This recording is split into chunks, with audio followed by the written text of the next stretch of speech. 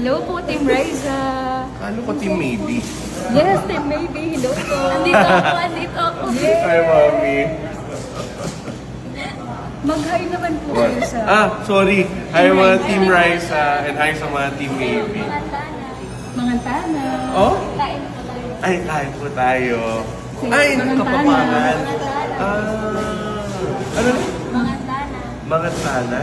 Sorry mga Team Maybe and mga Team Raisa. I'm post now. What's up mga kachika? Nagbabalik na naman tayo para sa isa na namang nakakakilig at nakakatawang eksena mula sa trending tandem ngayon na maybe narito ang viral video ni na Bimbi at Reza May sa Eat Bulaga Studio. Kitang-kita ang grabing height difference ng dalawa. Si Bimbi na big bossing na talaga at si Reza na palaging cute. Pero pansin ng mga netizens, paboritong patungan ng kamay at siko ni Bimbi ang balikat ni Reza.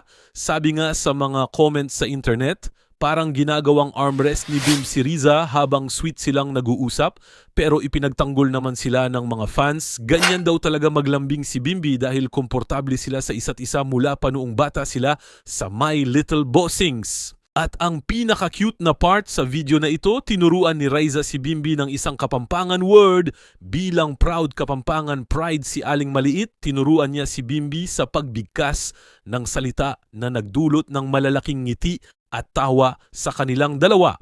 Kayo mga kadabarkads, sa tingin nyo ba mabigat nga ang kamay ni Bimbi sa balikat ni Reza? O ramdam nyo rin ba ang organic kilig at aldab vibes ng bagong paboritong love team ng bayan? I-comment nyo ang inyong reaksyon sa ibaba. Huwag kalimutang i-like ang video na ito at mag-subscribe para sa mas marami pang May Buy updates. See you on the next chika!